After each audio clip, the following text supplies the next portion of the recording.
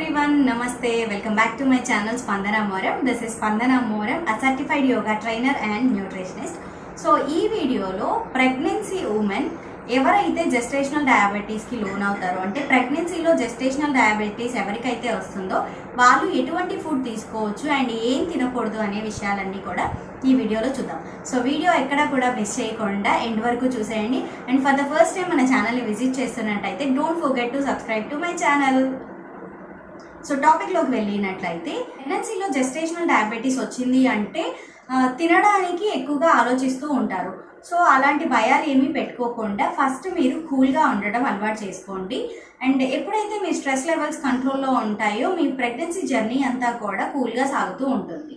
So diet గురించి మాట్లాడుకున్నట్లయితే first of all మీ మీల్స్ని స్ప్లిట్ చేసుకోవాలి. అంటే జనరల్గా మనం బ్రేక్ఫాస్ట్, లంచ్, డిన్నర్ అని చెప్పి ఇలా 3 మెయిన్ మీల్స్గా తీసుకుంటాం కదా, అలా కాకుండా మీ మెయిన్ మీల్స్ని ఇంకాస్త స్ప్లిట్ చేస్తూ మార్నింగ్ లెగగానే అండ్ ఇంకా బ్రేక్ఫాస్ట్, మళ్ళీ mid morning snacks, afternoon lunch, mid evening snacks and night dinner and పడుకునే ముందు ఇంకేదైనా లైట్గా తినడం, ఇలా మీ మీల్స్ని స్ప్లిట్ చేయడం వల్ల మీ డయాబెటీస్ లెవెల్స్ అనేవి కంట్రోల్ అవుతూ ఉంటాయి. ఇలా మీ మీల్స్ని మీరు ప్లాన్ చేసుకోవడం వల్ల బ్లడ్లో షుగర్ లెవెల్స్ అనేవి కంట్రోల్లో ఉంటాయి అండ్ బేబీకి కూడా ఎటువంటి ఎఫెక్ట్ అవ్వదు.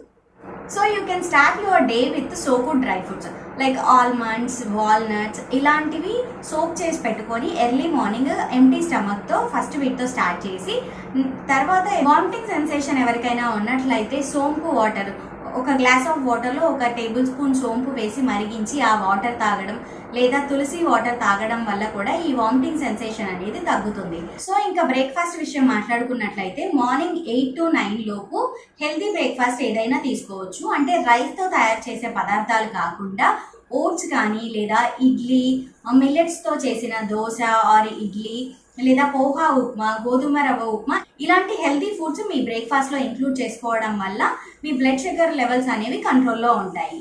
అండ్ మిడ్ మార్నింగ్ స్నాక్స్ గురించి మాట్లాడుకున్నట్లయితే మార్నింగ్ అరౌండ్ 11:30 to 12 టైంలో ఒక గ్లాస్ ఆఫ్ బటర్ మిల్క్ తాగడం లేదా కోకోనట్ వాటర్ తాగడం లేదంటే బార్లీ వాటర్ తాగడం వంటివి చేయొచ్చు.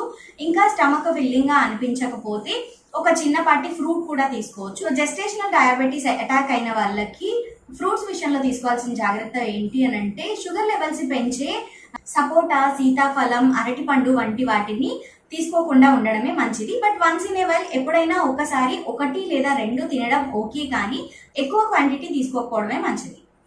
సో లంచ్ అండ్ డిన్నర్ గురించి మాట్లాడుకున్నట్లయితే జెస్టేషనల్ డయాబెటీస్ అటాక్ అయిన వాళ్ళు వైట్ రైస్ ఎంతవరకు అవాయిడ్ చేయగలిగితే అంత మంచిది.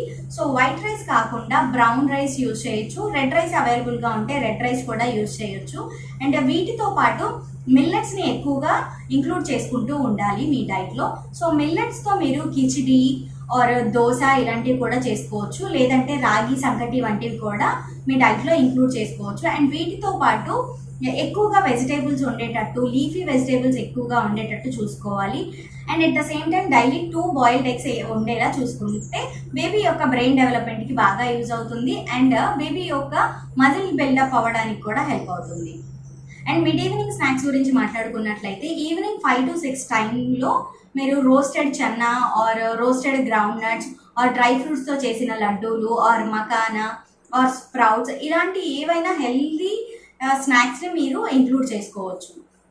సో జెస్టేషనల్ డయాబెటిక్ అటాక్ అయిన ప్రెగ్నెంట్ లేడీస్ ముఖ్యంగా ఏమేమి అవాయిడ్ చేయాలి అని అంటే processed foods, junk foods, packaged foods and ready to eat foods like chapati, roti ఇలా మనకి బయట దొరుకుతూ ఉన్నాయి కదా, అలాంటివి అస్సలు ప్రిఫర్ చేయకూడదు. అండ్ మైదాతో తయారైన ప్రోడక్ట్స్ని కూడా అస్సలు తీసుకోకపోవడమే మంచిది. And try to include more vegetables, leafy vegetables and millets. And fruits విషయానికి వచ్చేస్తే ఇందాక నేను చెప్పినట్టుగా సపోటా, సీతాఫలం, బనానా ఇలాంటివి చాలా తక్కువ మోతాదులో తీసుకుంటూ ఉంటే సరిపోతుంది. ఈ వీడియో మీకు హెల్ప్ఫుల్ అనిపిస్తే లైక్ చేయండి అండ్ మీకు తెలిసిన ప్రెగ్నెంట్ ఉమెన్కి షేర్ చేయండి. అండ్ ఇటువంటి మరిన్ని ఇన్ఫర్మేటివ్ వీడియోస్ కోసం మన ఛానల్ని ఇప్పుడే సబ్స్క్రైబ్ చేసుకోండి. Thank you for watching.